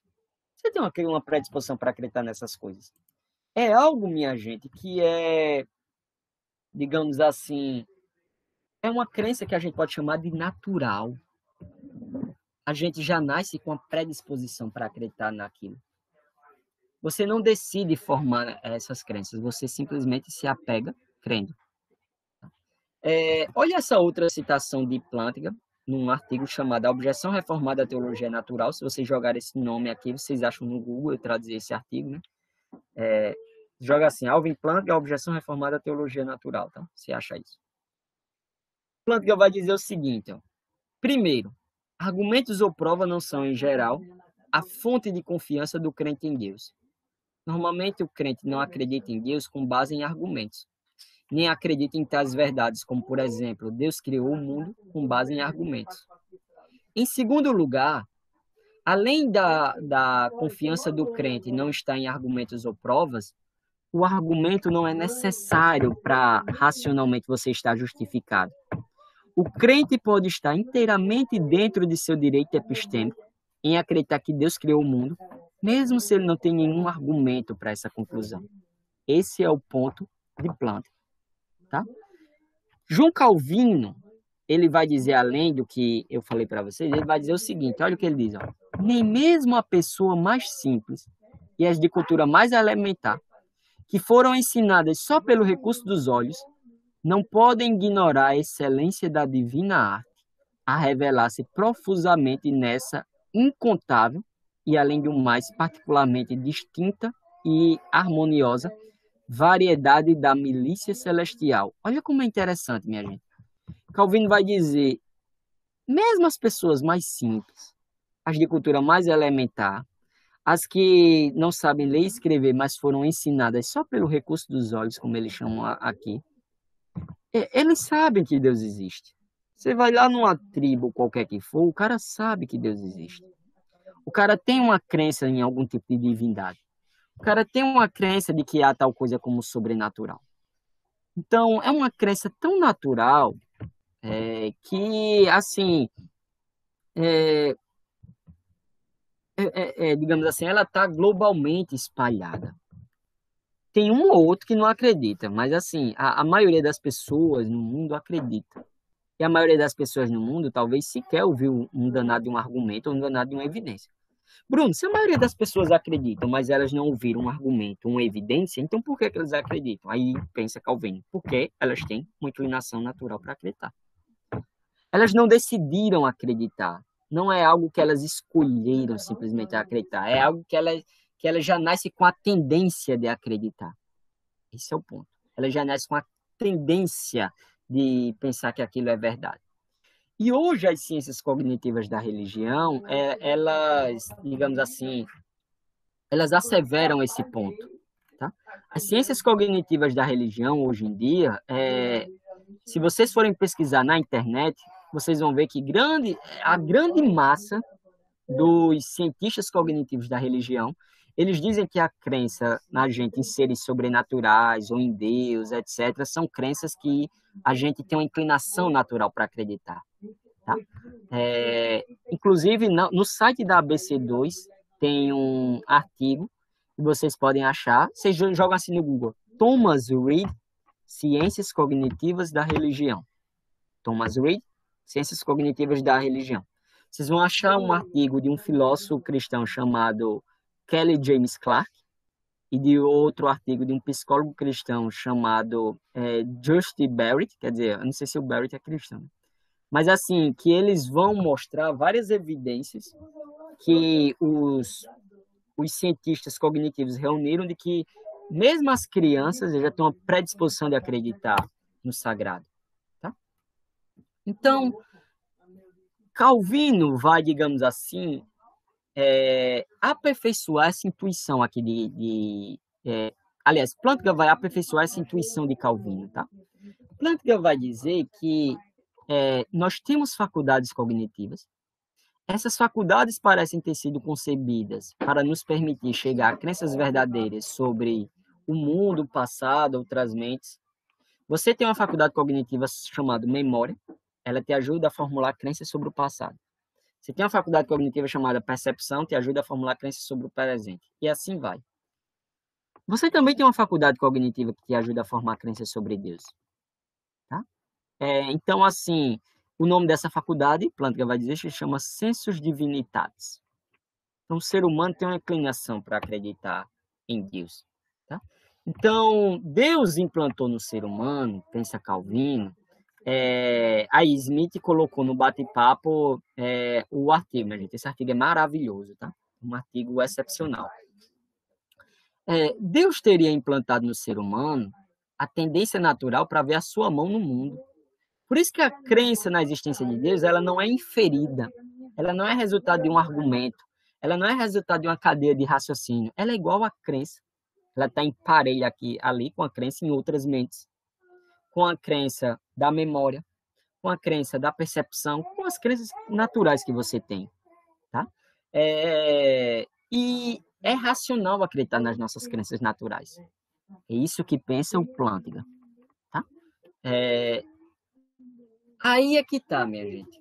Bruno, eu entendi que você disse que a gente tem uma inclinação para acreditar em Deus. Mas isso não prova que Deus existe. É verdade. Mas isso não significa que eu não conheço. E essa distinção que eu quero que vocês vejam aí, ela é crucial aqui para o objetivo da gente.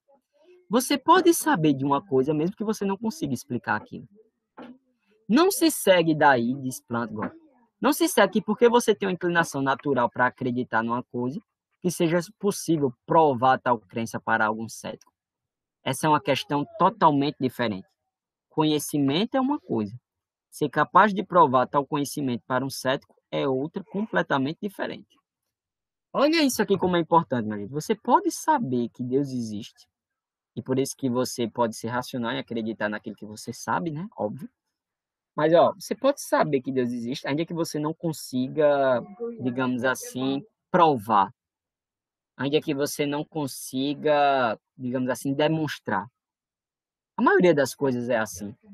Você, por exemplo, sabe que existe uma relação entre a sua mente e os seus membros. Mas você não consegue provar como é que se dá. Mas isso não significa que você não conhece. Quando você diz assim, eu quero que a minha mão esquerda se mexa. Aí a sua mão esquerda se mexe. Você sabe que tem uma relação entre a sua vontade e o movimento da sua mão. Mas você não consegue provar. Isso significa que, pelo fato de você não conseguir provar, você não sabe disso? Óbvio que não, minha gente. Conhecimento é uma coisa. Ser capaz de provar tal conhecimento é outra. Então, por exemplo, eu posso saber que eu não vivo numa Matrix, apesar de eu não conseguir provar isso. Eu posso saber que o mundo tem mais de 5 minutos, apesar de eu não conseguir provar isso. Então, ó, conhecimento, conhecer é uma coisa. Ser capaz de provar é outra. Eu posso saber que eu almocei ontem arroz e feijão, mesmo que eu não consiga provar esse tipo de coisa. Essas são duas questões que a gente precisa manter separadas. Tá? Além disso, tem uma outra coisa que é interessante, né? E que é importante para a gente. Ó. A maioria das pessoas que acreditam em Deus não poderia despojar-se dessa crença apenas tentando fazê-lo, tal como não poderiam, dessa maneira, livrar-se da crença de que o mundo existe há muito tempo. Esse também é um ponto importante que Planta. Ó, a crença em Deus é tão natural que pode parar para pensar. Quando foi que você decidiu acreditar em Deus? Não dá para saber. Eu mesmo não lembro. Porque eu sempre me peguei acreditando. Assim como eu não decidi acreditar nas minhas crenças da memória. Eu sempre me peguei acreditando nelas. Eu não decidi acreditar nas minhas crenças da percepção. Eu sempre me peguei acreditando nelas. Eu não decidi acreditar numa série de coisas. Eu sempre me peguei acreditando. A crença em Deus é uma crença desse tipo. E eu não posso simplesmente me livrar da crença em Deus por uma questão de vontade. Tenta se livrar das crenças dos seus sentidos por uma questão de vontade, para ver se você consegue. Você não consegue. Eu agora botei na minha frente uma lapiseira. Aí eu vou dizer, eu não quero ver uma lapiseira na minha frente. Quando eu abro o olho, tem uma lapiseira. Eu acredito ou deixar de acreditar nisso não é uma questão de vontade, minha gente. É uma questão que se impõe a mim. A crença de que o mundo tem mais de 5 minutos, eu vou agora acreditar que o mundo só tem 5 minutos. Eu posso falar isso por brincadeira, mas assim, na vera mesmo, eu não consigo acreditar nisso. Porque não é uma questão de vontade. Então, muitas das nossas crenças não são uma questão de vontade. Planta pensa que a crença em Deus também não é uma questão de vontade. Quando a pessoa diz, você só pode acreditar naquilo que você tem evidência, ele pensa que a crença em Deus é uma questão de vontade. É uma crença que você meramente decide. Mas não é assim, minha gente. Não é assim que funcionam as coisas. Tá? Finalmente, o último ponto de Planta, para a gente partir para a Suíba, é nenhum desses argumentos, nem sequer todos, tomados em conjunto, podem ser adequadamente denominados provas, se por provas se entender um argumento que não é possível de rejeitar sem racionalidade. Claro que isso não quer dizer grande coisa. Não há argumentos com esse nível de exigência em grande parte de qualquer área da filosofia. Olha um outro ponto como é interessante aqui, minha gente, do Plantinga. Nenhum argumento, nenhum, ela pode ser tomado como uma prova definitiva, porque não existe prova definitiva para nada. Então, assim, se você vai esperar ter uma prova definitiva para acreditar em Deus, você nunca vai acreditar. Mas não é somente, digamos assim, a crença em Deus que está aí nesse nível. É porque você nunca consegue uma prova definitiva para acreditar em nada na vida. Não existem provas definitivas para acreditar que existe livre-arbítrio. Não existem provas definitivas para acreditar que existe um passado. Não existem provas definitivas para acreditar que existem outras mentes. A maioria das crenças que a gente não tem uma prova definitiva. Todavia, não é irracional não acreditar. Então, esse negócio de prova definitiva, talvez você só consiga isso na área de exatas e olhe lá, porque tem uns filósofos que até disso duvidam. Então, uma prova que, digamos assim, você apontou de uma vez por todas é muito difícil conseguir. Não existe. Mas é engraçado, né? Os cabas exigem isso de Deus. Isso aqui é muito curioso. Para a maioria das coisas na vida, ninguém exige isso. Mas quando chega a Deus, aí todo mundo exige esse nível de prova. Um outro filósofo, para a gente comparar, é esse aqui, o Swinburne. O Swinburne, ele afirma que a gente precisa de um argumento. Por quê? Porque ele pensa o seguinte, minha gente. É claro que a gente poderia aceitar a crença em Deus de modo básico. É claro que a gente poderia aceitar a crença em Deus sem argumentos. Eu aceito a crença em Deus porque minha mãe me falou, porque eu tenho uma inclinação para acreditar, blá, blá, blá, blá, blá, blá. Contudo, pensa o Swinburne, na medida em que temos pessoas que não acreditam em Deus, na medida em que vivemos numa sociedade extremamente pluralista, então a gente precisa de argumentos. Então a gente precisa de provas. Então a gente precisa de razões. Então, o fato da gente viver com pessoas que discordam da gente, pensa Swinburne, faz com que a gente precise de argumentos, de evidências, de razões, tá? Mas Swinburne pensa que o crente não está em mal posição, não. Swinburne pensa que no balanço significativo da probabilidade que ele apresenta, Deus existe. Os argumentos apontam para isso. E aí, olha essa frase que o Swinburne diz, né? A principal razão que os ateus têm para acreditar que Deus não existe tem sido a afirmação de que não há indícios suficientes que os argumentos teístas não tornam a existência de Deus provável em qualquer grau significativo. Aí o que é que ele faz nos livros dele? Ele diz, eu vou mostrar que os ateus estão errados. Eu vou mostrar que há, sim, indícios suficientes. Eu vou mostrar que há, sim, argumentos suficientes que tornam a existência de Deus provável em algum grau significativo. É claro que não com a certeza absoluta, porque nada na filosofia você consegue provar com a certeza absoluta, mas em algum grau significativo, sim. Tá?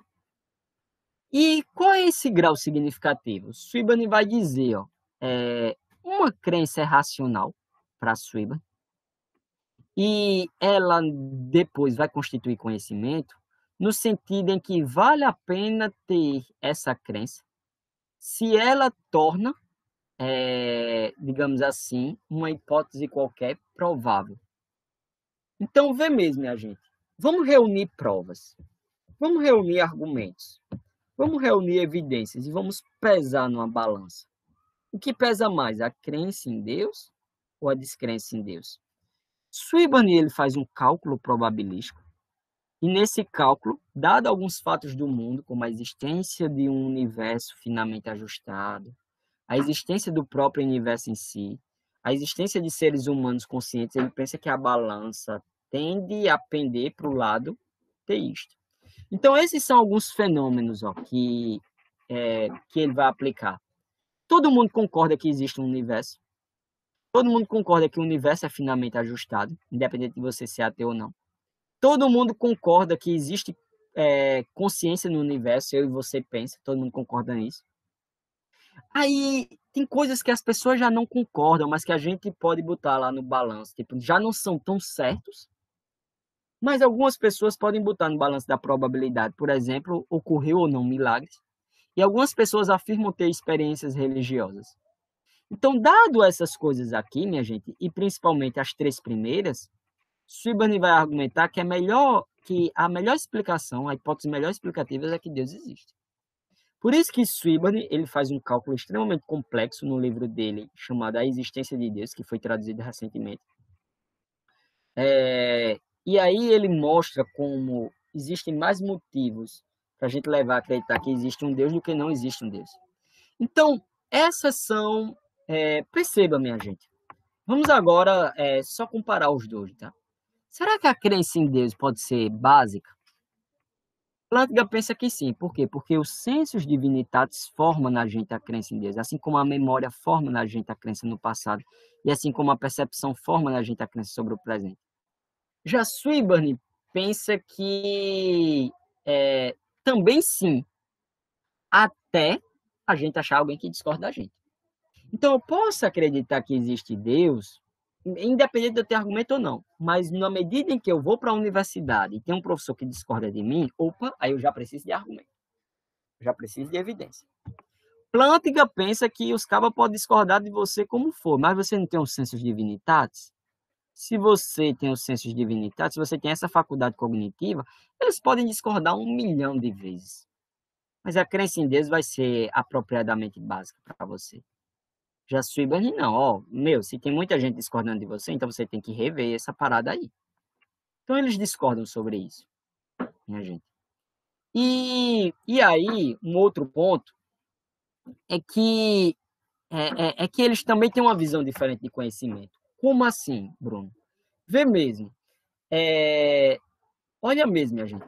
Swinburne, ele pensa o seguinte, o que alguém parece perceber é daquele modo. O fato de que alguém parece ter tido um tipo de experiência é um bom fundamento para ela acreditar que a gente tem experiência. Então, para Swinburne, as nossas crenças são, digamos assim, inocentes até que você prove o contrário. Então, se parece que eu estou tendo uma certa experiência, religiosa ou não, eu devo acreditar naquilo. Mas se alguém me mostra, digamos assim, se alguém discorda que eu tive aquela experiência, opa, então eu já não tenho mais motivos para acreditar naquilo. Swinburne chama isso de princípio da credulidade. Já Plantinga diz o seguinte: para a pessoa de fé, as grandes coisas do evangelho parecem claramente verdadeiras, atraentes. Ela se vê convencida. Então, por isso que é diferente. Não é como se, digamos assim, eu tenho uma mera experiência. É porque o crente, quando está lá louvando a Deus, que ele sente Deus falar com ele no coração, parece mesmo que Deus existe. O crente sente que Deus existe. Então, como é que ele vai negar essa experiência? Porque o sensus divinitatis funcionou realmente nele. Tá? E aí, minha gente, de onde é que vem essas duas atitudes? Então, um diz, você pode acreditar de forma básica, os dois dizem, mas Plantinga diz, mesmo, independente do que os outros acreditem ou não, Swinburne diz, você tem que levar o que os outros, você tem que levar a crença dos outros em conta. Aí Plantinga, minha gente, ele pensa, existem duas atitudes perante o conhecimento, perante a epistemologia. Plantinga pensa que a garantia de uma crença depende de propriedades das quais a pessoa pode ou ter não acesso. Por exemplo, eu posso saber que Deus existe, ainda que eu não saiba demonstrar que Deus existe. Eu posso simplesmente saber. Assim como eu sei, minha gente, que existe uma relação entre minha mente e meu corpo, ainda que eu não saiba qual é essa relação, não sei descrever, eu não sei um argumento para essa relação, mas eu sei que existe essa relação. Eu posso nunca saber, mas, digamos assim, um argumento para dizer, Bruno, existe uma relação entre mente e corpo. Eu posso nunca saber, mas eu tenho acesso epistêmico a isso. Já Swinburne, ele pensa que é o contrário. Para eu saber de uma coisa, eu tenho que ter acesso, eu tenho que, digamos assim, ter um modo de provar. Eu tenho que ter uma forma de, digamos assim, mostrar que isso é verdadeiro ou não. Tá? Então, olha a diferença dos dois. Plantinga acha que para eu saber de algo, eu posso ter acesso ou não a provas ou evidências e eu posso conseguir demonstrar ou não. Já Swinburne, ele acha que eu tenho que conseguir demonstrar. Eu tenho que, de alguma forma, estar justificado em acreditar nisso. E o que é que ele acredita como está justificado? Olha, eu tenho que ter um modo de apontar isso. Tá? E isso nos leva a... Por que geralmente acredita-se nisso? Porque Plantinga e Swinburne têm duas atitudes diferentes perante a fé. Plantinga acredita que a fé é algo que exige uma firmeza considerável. A fé é o conhecimento firme e certo do plano de Deus. Porque é muito interessante, minha gente. Geralmente as pessoas acham que fé é um salto no escuro, mas essa não é a definição que as escrituras dão de fé. Fé envolve algum nível de conhecimento. E as coisas da Bíblia, por exemplo, quando as escrituras diz, sabemos que em todas as coisas Deus coopera para o bem. É o mesmo que a Bíblia diz, sabemos. É o que a gente sabe. A gente pode não saber com perfeição, a gente conhece em partes, como Paulo diz em 1 Coríntios 13, mas que a gente sabe alguma coisa, a gente sabe. Então a fé não é um salto no escuro.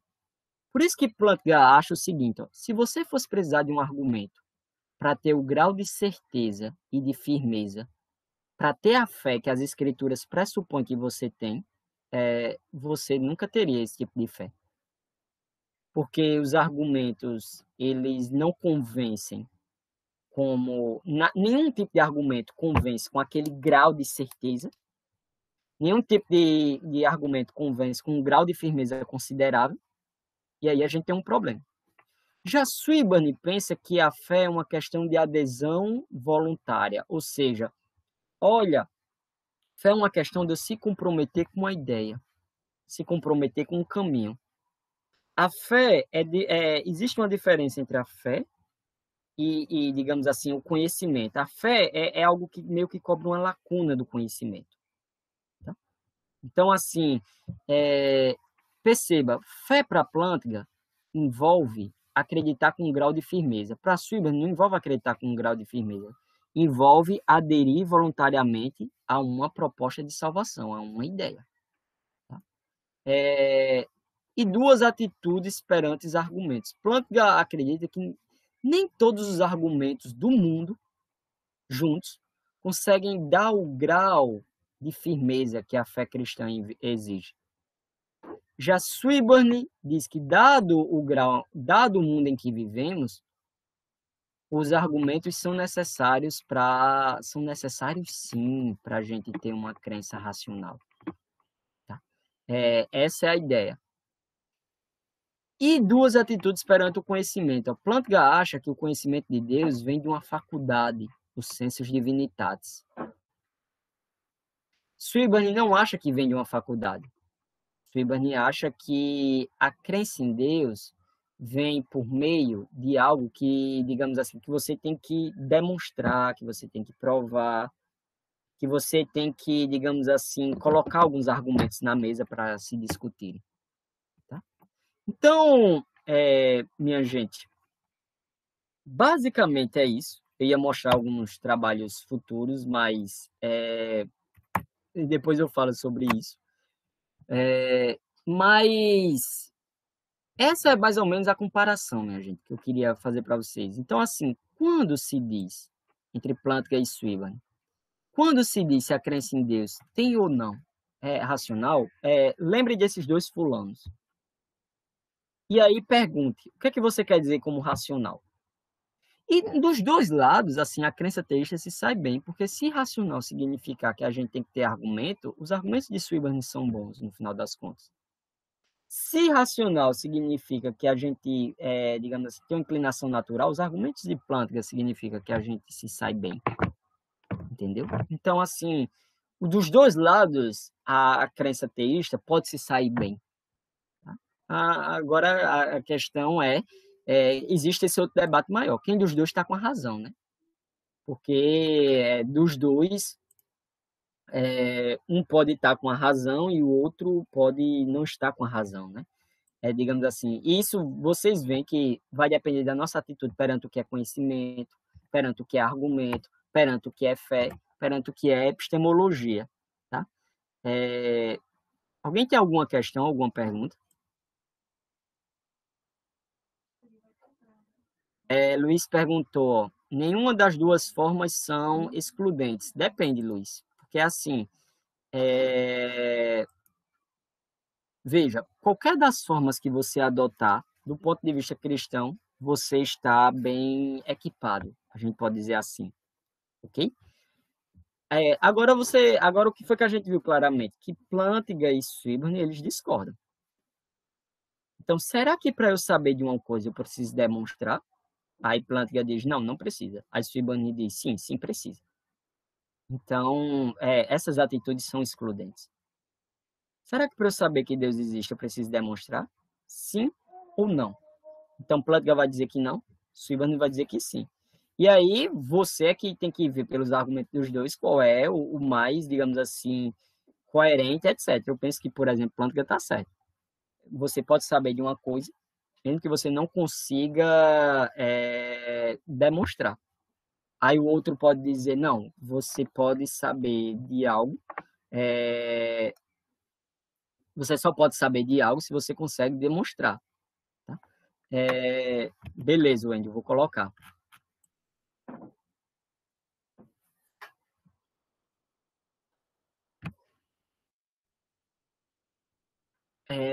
Minha gente, ó, esse livrozinho aqui, ó, é uma introdução ao pensamento de Plantinga, ó, esse aqui é o Conhecimento e Crença Cristã, tá? Introdução ao conhecimento, eu sugiro que você leia esse livrozinho para se aprofundar.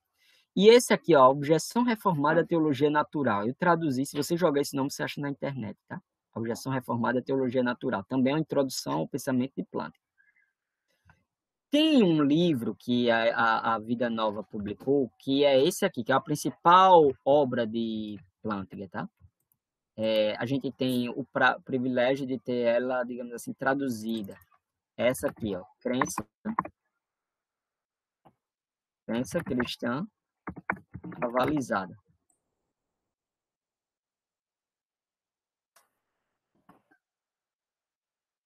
Essa aqui, minha gente, é a principal obra que a Vida Nova lançou, e a gente tem o privilégio de ter ela traduzida. Então, ó, vê mesmo, essa aqui é o resumo dessa obra aqui. Comece primeiro com esse, depois vá para esse aqui. Já de Swinburne, também é a mesma coisa. Comece primeiro com esse livrozinho aqui, ó. Esse aqui que já tem os dois, ó. Esse aqui é o livro A Existência de Deus, que agora está com essa capa na editora Monegismo. E esse aqui é a grande obra, onde ele faz o cálculo que eu disse a vocês, etc, etc. E esse aqui é o resumo dessa grande obra, daquela grande obra. Então comece primeiro com esse e depois vá para a grande obra. Digira primeiro esse, depois vá para a grande obra. E finalmente tem esse livro aqui, ó, esse artigo, se alguém quiser, chama-se A Existência de Deus. Joga assim, ó, Richard Swinburne, A Existência de Deus, na revista Princípios, lá de Natal. Você vai achar, porque foi digamos, uma conferência que ele deu lá em Natal. Se você jogar assim, ó, Richard Swinburne, A Existência de Deus, UFRN. Você acha, esse link aqui, ó, você acha o argumento que, tipo, o resumo do argumento dele. Então, antes de ler até aquele livrinho, lê esse resumo, aí depois você passa por livrinho, depois você passa aquele livro maior e você vai entender o argumento dele. Tá, tá, beleza. O Wendel pediu para eu postar o link. Então, vou postar logo os dois, né, Wendel? Melhor, né? Esse aí, ó, da UFRN. Vou clicar aqui em PDF. Vou botar logo o PDF aqui. E o de Alvin Plantinga, esse aqui, ó. Objeção reformada à teologia natural. A Hugo está aí também no bate-papo.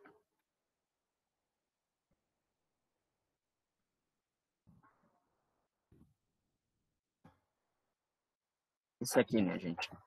Tá? Já está aí nos periódicos, você já tem acesso a esses links, a essas coisas, tá? Alguém tem alguma dúvida, minha gente? Algum ponto?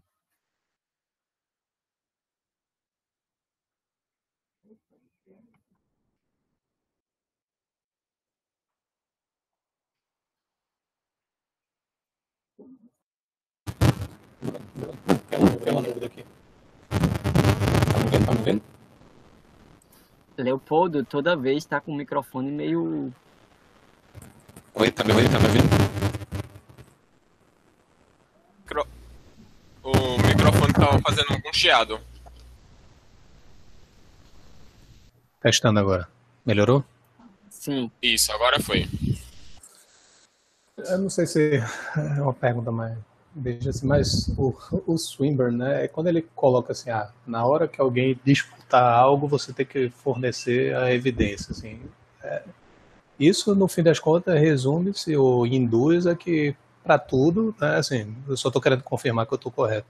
Então, no final das contas, a gente tem que apresentar evidência a tudo, né? Estou só estendendo o argumento dele e indo além da questão de evidência da existência de Deus, ou para qualquer coisa a gente vai ter que apresentar, porque me parece, digamos assim, inviável que certas coisas não sejam questionadas. É isso? Assim, qual que é o pulo do gato aí, que eu talvez não esteja pegando? Assim, Leopoldo, tipo, ele pensa o seguinte, ó, a gente tem, digamos assim, tá justificado em acreditar como a gente acredita, digamos assim, como a gente chama prima facie. Independente da gente ter argumento ou evidência, a gente tá justificado em acreditar naquilo. Só que, às vezes, Leopoldo, se porventura alguém, como você colocou, alguém coloca aquilo em disputa, e aí tem um número considerável de pessoas que colocam aquilo em disputa, etc. Bom, então a gente já não tem uma, digamos assim, aquela razão que a gente tinha prima facie foi para o Beleléu. Então, para dar um exemplo, assim, para a gente entender, pensa no seguinte, Leopoldo, tu e outra pessoa estão olhando, aí tu diz assim, ali é um cachorro. Aí a outra, aí, tipo, tu tá justificado em acreditar, porque tu olhou para o animal e viu que era um cachorro. Aí a outra pessoa disse assim, não, não é um cachorro não, é porque é um lobo se vestido de cachorro. Vamos supor que ela tenha, digamos assim, razão. Então, assim, não, é porque é um lobo que se parece com um cachorro. Vamos supor que ela tenha uma, digamos assim, que ela te consiga convencer disso. O ponto é que ela derrubou aquela razão que tu tinha. Entendeu? Assim, no momento em que vocês dois estavam ali tete a tete, vocês estavam concordando. Se ele dissesse que era um cachorro, tu continuava confirmando tua impressão. Mas no momento em que alguém coloca aquilo em causa, no momento em que alguém coloca aquilo em dúvida, então isso nos dá uma razão para duvidar daquilo que a gente está acreditando. Então, por exemplo, eu digo assim, tu diz, no último domingo eu comi peixe. Aí eu digo assim, não, Leopoldo, tu não comeu peixe não, tu comeu carne de sol. Aí percebe, isso te dá um motivo para tu repensar. Isso te dá um motivo para tu rever tua crença. Isso te dá um motivo para tu rever aí se tu comeu uma ou outra coisa, entendeu? Então, assim, a gente é justificado a acreditar em como as coisas nos parecem, mas quando surge um motivo contrário, então isso nos dá um motivo para a gente rever a crença. É basicamente isso que Swinburne acredita, entendeu?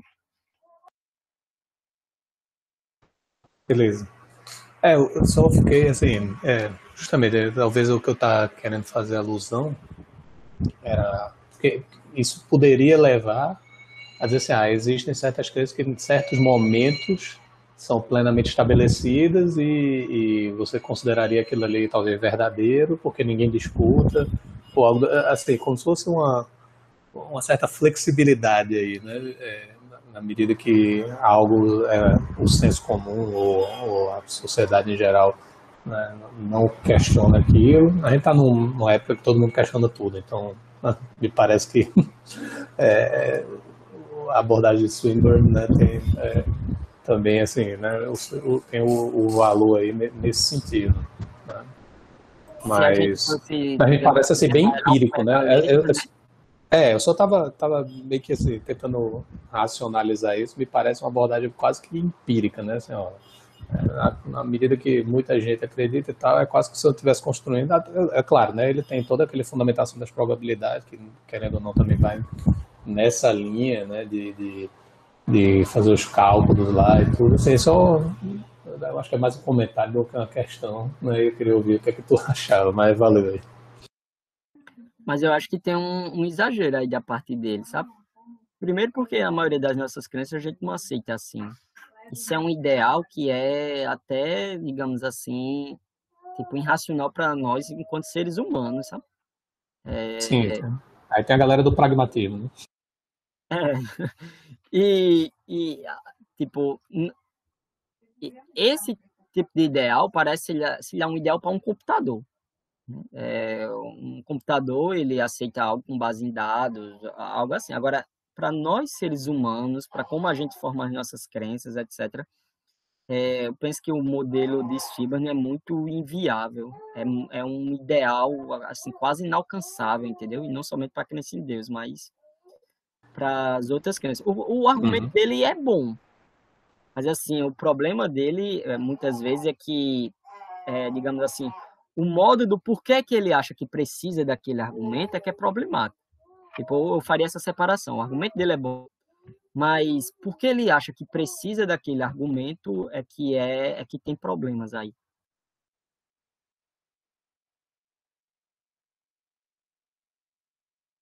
Valeu, não quero monopolizar.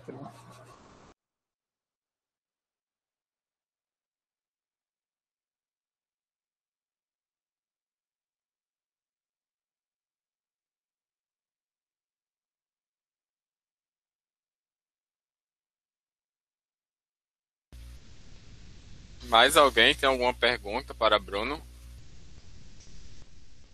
Fique à vontade, aproveite. Vou ligar o Bruno, microfone. vocês estão me ouvindo? Sim, Fábio. Bruno, é só uma questão, né?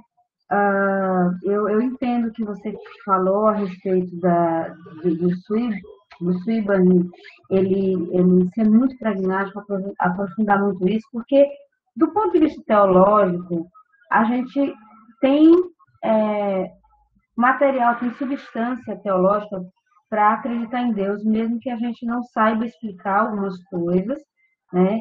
Como fala o Plantinga. Em Romanos fala sobre isso, né? No primeiro capítulo, que a gente, olhando, observando a vida, as realidades da vida humana, a gente tem condição de acreditar em Deus.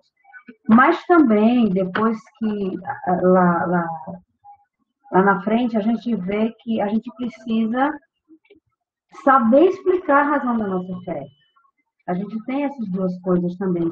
Se eu fosse tentar compilar esses dois pensamentos, eu iria falar que um é a evolução do outro. Então, eu creio, sim, eu tenho condição de crer, mesmo sem saber explicar, ou porque apenas a realidade para mim, dos sensus divinitatis, é uma coisa que não posso me desfazer disso, mas também eu tenho bagagem, eu tenho condições intelectuais, razão, para entender como é que as coisas acontecem. É só uma observação também. Eu queria saber o que tu pensa sobre isso. Se não faz sentido isso, a gente saber explicar para as pessoas a razão da nossa fé. Sim, agora só tem um ponto aí que eu acho interessante, que é o seguinte, a razão da minha fé pode ser, mais uma vez, eu posso falar de uma inclinação natural, uma tendência natural. E claro, se a pessoa não tem essa inclinação natural, essa tendência natural, o senso de divinidade que a gente falou aqui, possa ser que a gente demonstre que, mostre para ela, então, o que é que provaria para você? Um argumento? Pronto, tem esse argumento aqui. Mas assim, eu penso que aí tem duas coisas. Tipo, para você explicar, talvez, como você falou, Fábio, tipo, o modelo do Swinburne é melhor, né? Tipo, digamos assim, de trazer alguém, de fazer com que alguém pense. Agora, para ter como base de fé, eu penso que o modelo de Swinburne é extremamente problemático e o de Plantinga que é significativo. Por quê? Porque eu duvido que eu tenho essa digamos assim, esse meio ceticismo com relação a um pouco a argumentos. Eu duvido que qualquer argumento, por mais poderoso ou forte que seja, ele consegue dar esse tipo de certeza que a fé é pressuposta nas escrituras. Eu duvido. Tipo, e não é só com relação a Deus, como a gente falou, né? Isso é com relação ao passado. Eu duvido que tem um tipo de argumento que consegue demonstrar que o passado existe. Pode até oferecer algumas boas razões, mas demonstrar, não demonstra, não. Que a gente não está numa Matrix, esse tipo de coisa. Então, a mesma coisa com relação à crença em Deus, sabe? Um argumento que seja forte o suficiente e conseguir demonstrar isso, se a gente fosse esperar ele, eu acho que tem problemas aí. Mas, mais uma vez, argumentos não servem para nada? Sim, argumentos servem, né? Serve, por exemplo, para aproximar alguém. Serve, por exemplo, para mostrar que existe também razões independentes daquilo que a gente conhece. Serve para, inclusive, às vezes, sei lá, confirmar nossa fé. Argumentos servem de forma maravilhosa para uma série de coisas, né? Mas, por outro lado, a gente basear nosso argumento, a nossa fé em provas é que tem esse problema aí, né? Então, a gente tem que fazer essa distinção, entendeu? Distinção do que eu consigo demonstrar para alguém, e aí talvez argumentos seja o melhor caminho, e do que é que eu baseio minha fé. Pronto, aí basear a fé em argumentos é que é problemático. Porque tu não acha, só para completar esse raciocínio, que eu estou argumentando isso, mas eu sou mais adepta ao modelo de Plantinga, mas eu acho que é muito saudável trazer essas discussões, né? Porque elas trazem dúvidas e a gente precisa estar preparado para responder essas coisas. Então, dito isto, eu falo, se de fato nós temos o sensus divinitatis como uma faculdade cognitiva, não era esperado que as pessoas não precisassem, não pedissem ou não necessitassem de qualquer argumento e que elas... Não era esperado que as pessoas não questionassem tanto ou que elas vivessem mais como se Deus existisse do que não? O problema é que, assim, a gente tem também, a gente conhece outras coisas e as pessoas questionam, sabe? Por exemplo, existe um certo e um errado. Tem um monte de gente aí que questiona se existe um certo e errado. Apesar de essa também ser uma crença natural, os psicólogos mostram que é a crença natural acreditar que há um certo e um errado. Mas as pessoas questionam fortemente se há um certo e um errado, sabe? É, Então, assim, as nossas faculdades cognitivas não funcionam de forma perfeitas, né? A gente vive num mundo caído pelo pecado. E isso, digamos assim, influencia esse tipo de coisa, né? É, e, e, assim, dentro da filosofia em si, é porque, assim, a questão sobre a existência de Deus é o que chama mais atenção. Mas dentro da filosofia em si, o povo questiona tudo.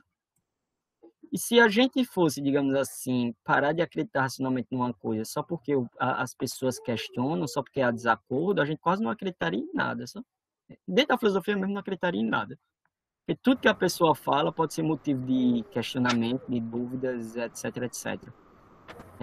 Então, assim, o questionamento em si, o fato de várias pessoas não acreditarem como eu em si, não me dá exatamente um motivo para nem para eu duvidar, nem para achar que, digamos assim, o meu senso de divinidade está falhando, sabe? Porque a gente tem um sentido moral, várias pessoas questionam esse sentido moral, mas isso também não me dá digamos assim, um motivo para acreditar que não existe um certo e errado. Oi, Wendel. Vê só, pegando o que a irmã falou, né, a questão lá de Pedro, né, dar uma resposta, a resposta não precisa ser, e eu estou concordando contigo, tá?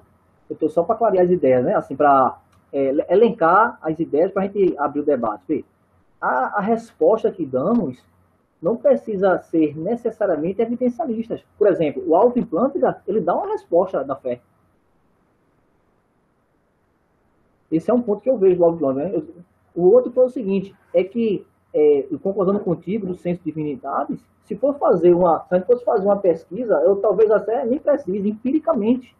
É só nós irmos no trabalho, irmos na rua, que a gente vai ver que há uma tendência, vamos dizer assim, talvez não seja a melhor palavra, para se crer em Deus.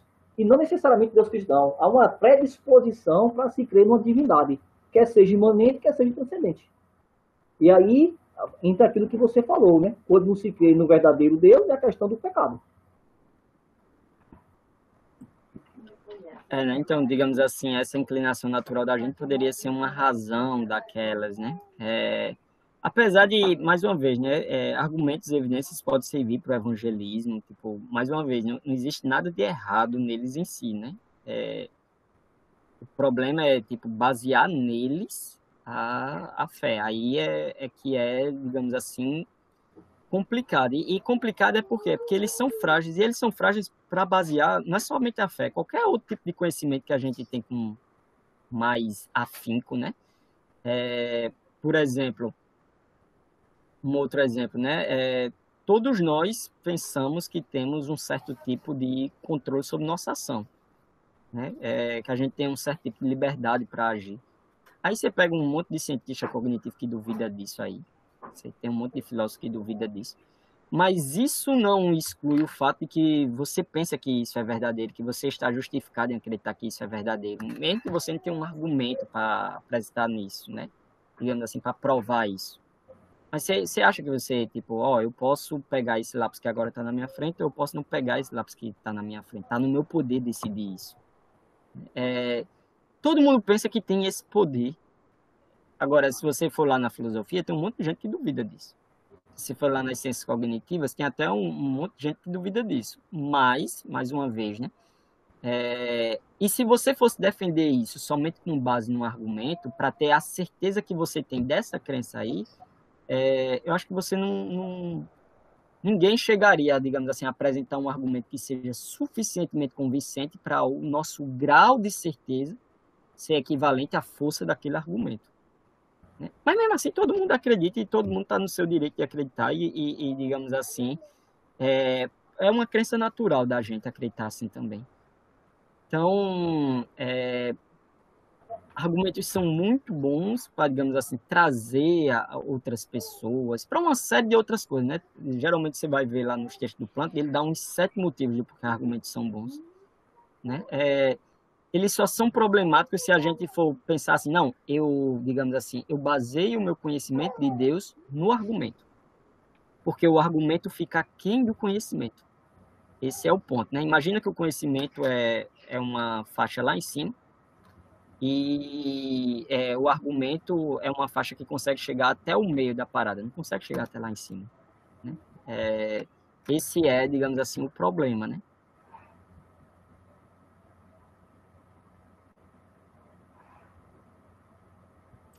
Eu botei aí do lado, minha gente, ó, tem um link também de um artigo que eu escrevi para a Ampof, onde eu comparo Alvin Plantinga e Richard Swinburne, tá? Aí ele está nos anais desse congresso, e aí você tem que botar o nome, ó, Racionalidade e Evidência Pública, esse nome aqui. Está na página 122 do PDF, tá? Então, ó, se você clicar aí do lado, você acha isso, tá? Você acha, aí você só pesquisar que você consegue achar o artigo, que ele é bem breve, e ele traz algumas coisas que a gente discutiu aqui hoje.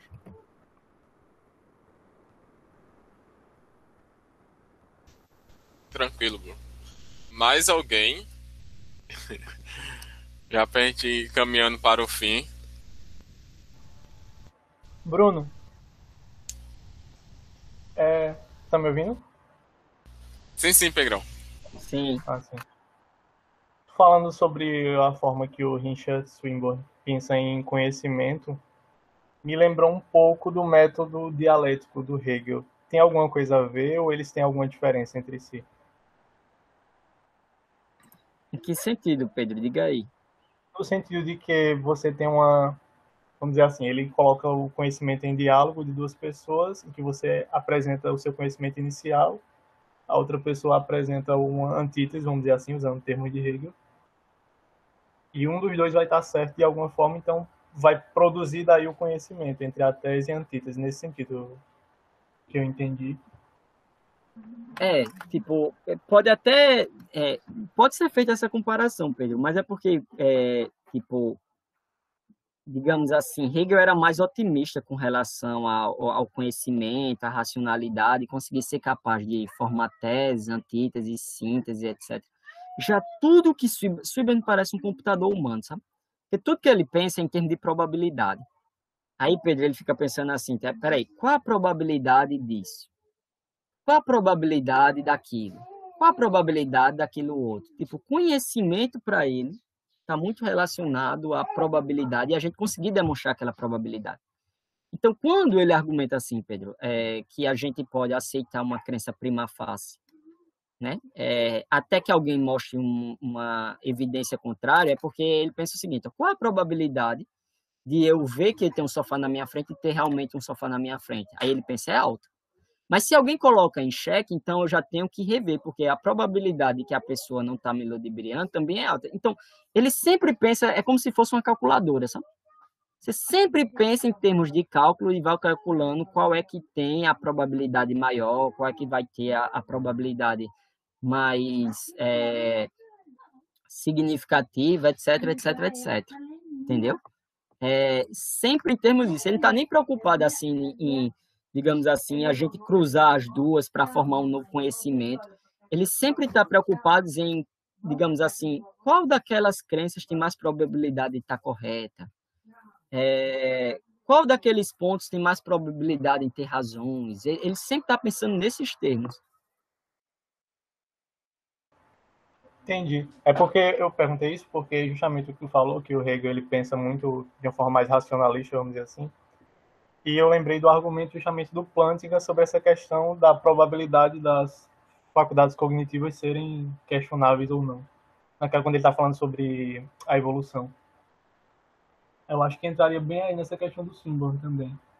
Se ele fosse muito mais racionalista do que tu falou agora que ele não é, teria esse problema também, né? De você não poder fazer esse mesmo movimento para a própria racionalidade em si. E Plotkin diria justamente isso que tu falou aí. Tipo, qual a probabilidade das nossas faculdades cognitivas serem racionais? Rapaz, se a gente for pela teoria da evolução, não é muito alta, não. E aí tu vai basear todo o teu raciocínio nisso aí, é complicado. De fato, Pedro, tipo, Plantinga, digamos assim, voltaria isso aí, né? Digamos assim, essa arma contra ele.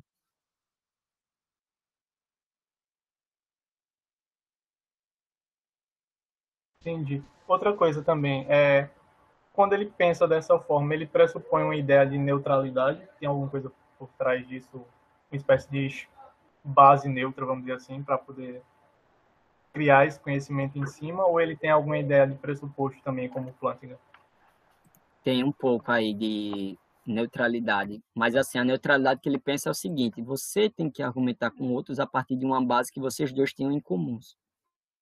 Então, por exemplo, existe um universo, isso é uma base que eu e tu tem em comum.